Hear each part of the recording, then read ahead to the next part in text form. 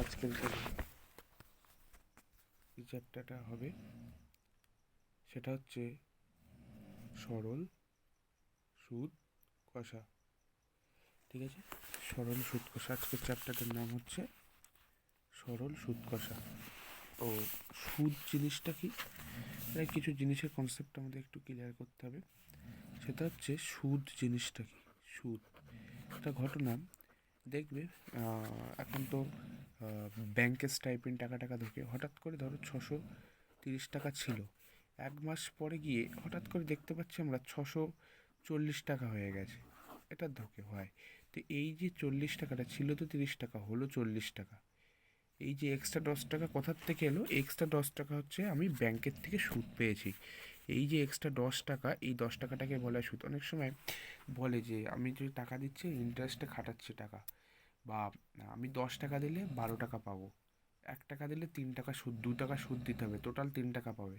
তার মানে যা দেবো তার থেকে বেশি পাবে। ধরো দুটো আর সুদ তো অবশ্যই লস, কিন্তু মানুষ বিপদে পড়লে নেয়। এই তো এরকম তো অনেক সংস্থা ব্যবসা করে, যেমন বিপদে পড়লে টাকা দেয়, তারপরে বিপদে পড়লো টাকা দিল, এবং তারপরে হচ্ছে আবার চড়া সুদে বা সুদ করে টাকা নিয়ে নেয়। তো সেই 10 টাকা দিল, আর 1 বছর কি 2 বছর টাইম দিয়ে আমাকে বললো আরও 2 টাকা আমাকে দিতে হবে, এক্সট্রা দিতে হবে। তাহলে 10 টাকা তো দেবেই, তার সঙ্গে আরও 2 টাকা, তাহলে টোটাল এই 2 টাকাটাকেই বলা হচ্ছে সুদ। 10 টাকা দিয়ে 12 টাকা পেলে এই 2 টাকাটাকেই বলা হচ্ছে সুদ। এবার সুদ সম্পর্কিত কিছু ফর্মুলা আছে, তার আগে জেনে নিতে হবে মূলধন, প্রিন্সিপাল অ্যামাউন্ট। বলছি জিনিসগুলো কি: সময়, টাইম, টি, হার, আর নয় আর%, সুদ, ইন্টারেস্ট, আয়। তো প্রিন্সিপাল অ্যামাউন্ট মানে মূলধন। এই জিনিসটা কি? যে টাকাটা দেবে, এ বিকে টাকা দিচ্ছে, এর কাছ থেকে বি টাকাটা ধার নিচ্ছে। তো এর থেকে বি যত টাকা নেবে, এই যে 10 টাকা দিয়েছিল, 10 টাকা দিয়েছিল, 12 টাকা পেলো, এই যে 10 টাকাটা মূল যে জিনিস, যে টাকাটা দিচ্ছে বা যে টাকাটা এ বিকে দিচ্ছে 10 টাকা, এইটাকে বলা হয় হচ্ছে কি? মূলধন। আর টাইম কি? আচ্ছা, সুদের কিছু রুলস থাকে। কি রুলস থাকে? যে এই টাইমের যে একটা সুদ দিচ্ছে যে 5 টাকা আমাকে 3 দিনের মধ্যে, 5 টাকা 3 দিন থাকবে আমার কাছে, 3 দিন পর তোকে আমি 2 টাকা সুদ দেবো, কি 1 টাকা সুদ দেবো, টোটাল তোকে 6 টাকা দেবো। তাহলে এই যে টাইম, ডেট, হার, এই 3টে জিনিস থাকে সুদের ক্ষেত্রে। তো এটা কিন্তু একটা ইম্পর্ট্যান্ট পয়েন্ট, একটা ইম্পর্ট্যান্ট পয়েন্ট হিসেবে আমরা এখানটায় বলতে পারি। সুদের জন্য মূলধন যেটা দেবো, মূলধনটাকে আমরা যখন সুদ হিসেবে পাবো, যে সুদটা পাবো, তার জন্য হচ্ছে আমাদের কি না, আয় যেটা পাবো সেটার জন্য একটা কি আমাদের কি দেওয়া থাকে, কিছু শর্ত, কিছু কন্ডিশন। কি? সেখানে একটা টাইম দিয়ে দেবে নির্দিষ্ট, যে এই টাইমের মধ্যে দিতে হবে। আর একটা কি, হার দিয়ে দেয়, যেটা বুঝতে সব থেকে সমস্যা হয়, সেটা হচ্ছে আর% বা হার। বই আছে আর% বা হার। এই আর%টা কি? ধরো 12% বলে দিল সুদের হার। 12% যদি সুদের হার বলে দেয়, সে কথাটার অর্থ কি? যে 100 টাকা যদি আমি দিই, তো তার থেকে সুদ আমাকে সুদ দিতে হবে 12 টাকা। তার মানে টোটাল যদি সুদ আসল করি, তাহলে সেক্ষেত্রে কিন্তু আমি পেয়ে যাবো 112 টাকা। 100 টাকা দিলে আমাকে 12 টাকা দিতে হবে, সুদের হার বলে দেয়। এবার হারটাকে আমরা কী দ্বারা হিসাব করি? এক পার্সেন্টেজ দ্বারা হিসাব করতে হবে। কারণ এটাই তো যে 50%, 60%, 100কে 100 হচ্ছে একটা এমন একটা নাম্বার, এটার দ্বারা আমরা সমস্ত কিছু, জামা কাপড়ের উপর ডিসকাউন্ট থাকলেও কিন্তু আমরা 25% ডিসকাউন্ট, তাই বলে জামা কাপড়ের দাম তো 25,000, 2500, 2600, 2,500, 3,000 হতে পারে, তার থেকে হিসাব করে 2600 টাকা আমরা ডিসকাউন্ট, 26% কি 50% কি 30% ডিসকাউন্ট আমরা কিন্তু পাই। এই তেমনই সুদের হার মানে হচ্ছে আমি 100 টাকায়, 100 টাকা নিলে 12 টাকা আমাকে দিতে হবে 1 বছরের মধ্যে। এই হিসাবটা 100 টাকা 1 বছর টাইম দিতে হবে 12 টাকা, টোটাল 12 টাকা সুদ সুদ দিতে হবে। তাহলে টোটাল আমি নেবো 112 টাকা তোর কাছ থেকে, বা 112 টাকা নেবো। সেই জিনিসটাই হচ্ছে রেট, রেট অফ ইন্টারেস্ট বা রেট অফ, এইটাকে বলা হয় সুদের হার। এই জিনিসটাকে বলা হয় সুদের হার। এবার যে ফর্মুলাটা আছে, সেই ফর্মুলাটা কি আমরা জানি, যে আয়, এই সুদ আর এটা তো টাইম, একটা নির্দিষ্ট টাইম দেয়। বললাম কি, তাহলে সুদের ক্ষেত্রে যে জিনিসগুলো মাথায় রাখতে হবে, সুদের জন্য একটা মূলধন থাকবে যেটা ইনভেস্ট করবে, সেই মূলধনের উপর একটা সুদ চাপাবে হারে, 2% কি 3% কি 4% হারে সুদ চাপাবে, মানে 100 টাকায় 4 টাকা দিতে হবে। তাহলে সেই মূলধনের উপর হিসাব করে আমাদের দেখতে হবে যে সেই মূলধনের উপর কত টাকা দিচ্ছে, এবং টাইমটাও বলে দেবে, 1 বছর 2 বছর কি যাই হোক, সে টাইমটা বলে দেবে। আর একটা জিনিস, এই সুদের অঙ্কগুলোর ক্ষেত্রে টাইমটাকে সবসময় আমরা বছরে ধরবো, টাইমটাকে সবসময় আমরা বছর ধরবো। ধরো বলে দিল 3 মাস, 3 মাস সমান কত হবে, তাহলে 1 বছর সমান 12 মাস, 1 বছর সমান 12 মাস, বা 12 বছরে 1 মাস, তাহলে 1 বছরে কত মাস, 1 12, তাহলে 3 বছরে 1 4 মাস, 3 মাস সমান হচ্ছে 1 4 বছর। সব সময়ের জন্য আমরা টিটাকে ধরবো কি বছরে। তাহলে দুটো গুরুত্বপূর্ণ জিনিস, একটা হচ্ছে টিটা থাকবে আমার সবসময় কি বছর, আর সুদের ক্ষেত্রে সবসময়ের জন্য পি মানে প্রিন্সিপাল ইন্টারেস্ট মানে মূলধন, মূলধন একটা থাকবেই, আর একটা রেট অফ চেঞ্জ মানে 100 টাকার উপর হিসাব করে সুদটা ধার্য হবে, আর একটা টাইম থাকবে। তাহলে এইবার আই সমান, ফর্মুলাটা হয় পি আর টি বাই 100। এইটা হচ্ছে অরিজিনালি ফর্মুলা, এটা নোট করে নিতে হবে।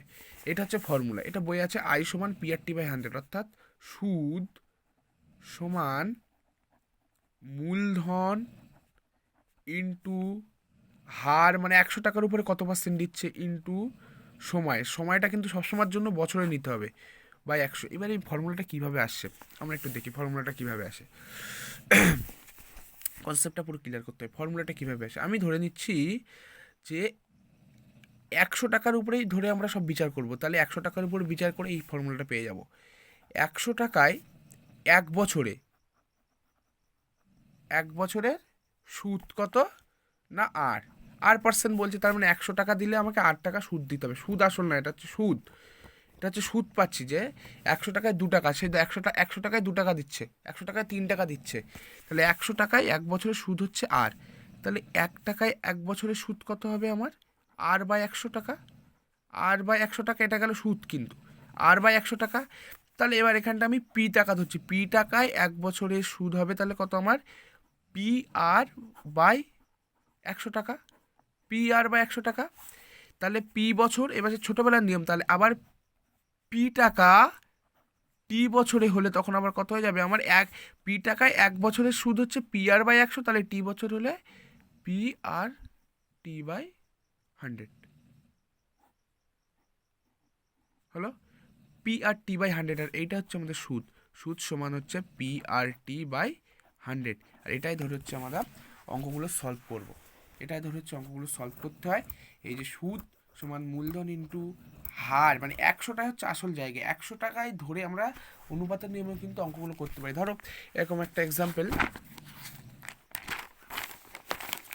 অ্যাজ এক্সাম্পল আমরা বলতে পারি 500 টাকায় 2 বছরে 3% হারে সুদ হলে, 3% হারে সুদ হলে, 3% হারে সুদ হলে তাহলে সুদ কত হবে, সুদের পরিমাণ কত, সুদের পরিমাণ কত, তার মানে 500 টাকা দিয়ে বলছে তোকে 3% হারে সুদ দিতে হবে, 2 বছর পর ফেরত দিবি, তাহলে কত টাকা ফেরত পাবো। এখানে আমরা ডাইরেক্ট সূত্রে বসে দিতে পারি, তাহলে আই বলছে আই সমান P into R into T by 100, তাহলে পি কত 500, আর কত 3, আর 2, টাইম কত 2 বাই 100। এই যে আর 3%, মানে এখানে আর মানে অ্যাকচুয়ালি আর বাই 100টাই হচ্ছে একটা পার্ট। তাহলে এখান থেকে আমরা কাটাকুটি করে এটা কেটে দিলাম, এটা কেটে দিলাম, তাহলে 3 5 15 2 30, 30 টাকা হচ্ছে সুদ দিতে হবে আমাকে। তাহলে 500 টাকায় 3% হারে 2 বছর সুদ, মানে 30 টাকা সুদ দিতে হবে। কিন্তু আমি অঙ্কটা হচ্ছে আমি করে করব, কীভাবে করব, 100 টাকায় 2 বছরের সুদ হচ্ছে 3 টাকা, 100 টাকায় 2 বছরের সুদ হচ্ছে 3 টাকা, তাহলে 1 টাকায় 2 বছরের সুদ কত হবে, 3 বাই 100 টাকা, সরি 100 টাকায় 1 বছরের সুদ, এই 100 টাকা মানে 1 বছর থাকবে সেখানে, 100 টাকা মানে হচ্ছে 1 বছর, 3% হারে সুদ মানে 100 টাকায় 1 বছরে 3 টাকা সুদ, তাহলে 100 টাকায় 1 বছরে 3 টাকা সুদ, তাহলে 1 টাকায় 1 বছরে 3 বাই 100 টাকা সুদ। তাহলে এইবার হচ্ছে 500 টাকায় 1 বছরে 3 বাই 100 ইন্টু 500 টাকা সুদ, তাহলে 500 টাকায় 2 বছরে কত সুদ হবে? 3/100 ইন্টু 500 ইন্টু 2, সেম সে কাটাকুটি করলে আমার কত চলে আসছে? 30 টাকা। তাহলে এবারে এটা গেল সুদ, সুদ বেরোলো কত? 30 টাকা। তাহলে আমি টোটাল পাবো তার কাছ থেকে কত টাকা? 500 টাকা দিয়ে যদি 2 বছরে 3% আর সুদ দিতে হয়, তাহলে তার কাছ থেকে আমি টোটাল পেয়ে যাব 530 টাকা। তাহলে সুদ মানে আই যোগ পি, সুদ যোগ আসল, এইটাই হচ্ছে সুদ আসল, আর এটা সমান হচ্ছে 30 প্লাস 500। তাহলে এইটা ছিল টোটাল কনসেপ্ট। এবার এর উপর থেকে কিছু এক্সাম্পল করলে জিনিসটা আরও ক্লিয়ার হবে। তাহলে মোটামুটি বোঝা গেল সুদ কষে কীভাবে ফর্মুলাটা আছে PRT/100। এবার এখান থেকে বিভিন্ন জিনিস আমাদের দিতে পারে, কখনো আর দিয়ে দিতে পারে। তাহলে আর সমান কী হবে? PRT/100 সমান আই। তাহলে এখান থেকে আমি 100 ইন্টু আই বাই পিটি, এটা সমান আর হয়ে যাবে। এই একটা ফর্মুলা মনে রাখলে আমরা সব কিছু করতে পারবো, কিন্তু ফর্মুলার বেসিক হচ্ছে এটা, ফর্মুলা ভুলে গেলেও অনেক সময় এরকম দিয়ে দেয়, ঘুরিয়ে কোশ্চেন দিয়ে দিল যে 100 টাকায় সুদ 2 টাকা, আর কিছু 100 টাকায় সুদ 2 টাকা, তাহলে তার পার্সেন্টেজ কত? 2% হারে সুদ দিতে হবে। তাই জন্য জিনিসগুলো একদম ভেতর থেকে জেনে রাখতে হবে। তো এটাই ছিল বেসিক কনসেপ্ট। এই পর্যন্ত।